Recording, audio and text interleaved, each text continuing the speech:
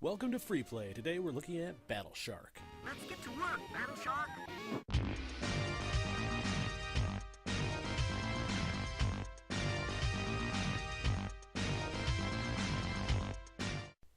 It's 1988. Arcade games are the thing that you do chores for all week long so you can pump quarters into them. So you walk to your local arcade and see Battle Shark. Hopefully you have a stool to reach it with. So the first thing you may notice is that you have a periscope to fire from. That's how they hook you. Now, I know that sounds silly and paranoid, but really, what kid wouldn't want to try a game with a periscope? Let me tell you, that dream got crushed very, very quickly.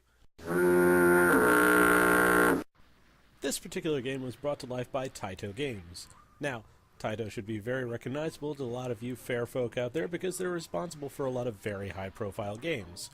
What gamer worth their salt doesn't know Space Invaders, Elevator Action, or Bubble Bobble? With a pedigree that includes Double Dragon, Operation Wolf, and Pocky and Rocky, it stands to reason that most games put out by them would be pretty impressive, no?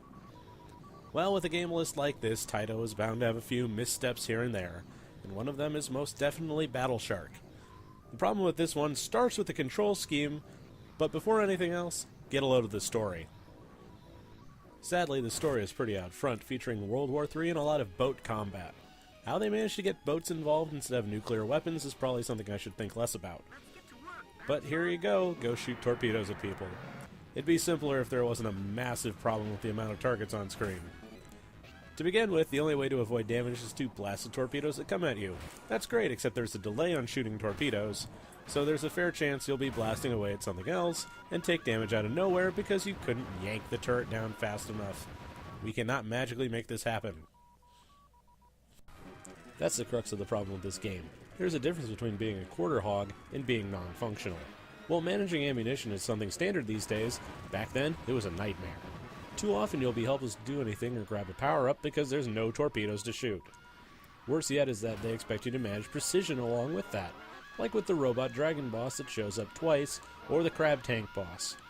So let's break this down.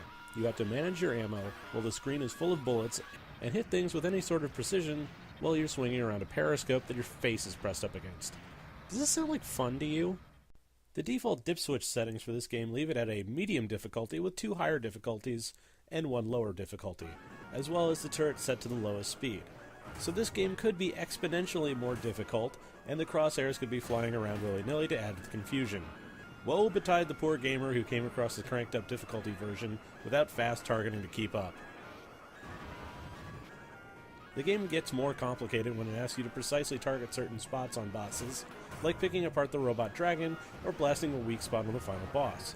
But of course they have to make it even harder by blasting you back the whole time, and that clogs the screen faster than you can say ballast. The screen cracks as well, which makes it all the harder to see. So you may notice that I'm not being the kindest to this game. That's because it's really not very good.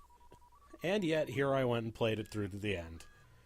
There's a right way and a wrong way to make video games, and this is definitely a wrong one. The whole thing is built around a premise that just doesn't work in practice. But hey, it was Taito and they were rolling in bank. So just what gets the quarter of approval here? The game is quite nice looking and the sprites are big and bold. They get the job done and it doesn't lag out. However, on the junkier side of things, the crosshairs are slow and unresponsive.